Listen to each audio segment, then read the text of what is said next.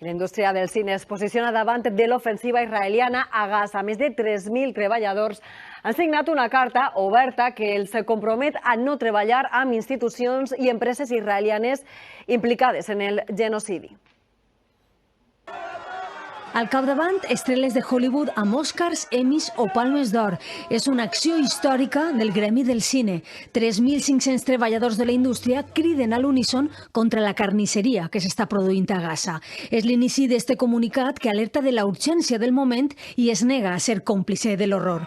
Cares tan conegudes com Tilda Swinton o Emma Stone rebutgen el silenci i es comprometen a fer tot el possible per acabar amb l'opressió.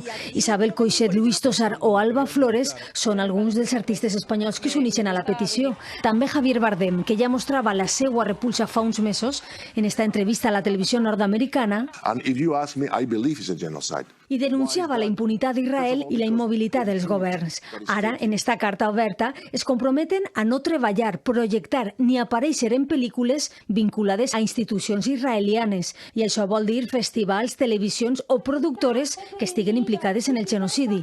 Una protesta que tingui el Festival de Venècia com a preludi, no només als carrers del Lido, sinó també davant dels fleixos de la Catifa Roja, amb l'exhibició d'este pin amb la paraula enough, prou, o més explícitament quan la directora Mariam Touzani va obrir la seva cartera. En realitat, era una pancarta.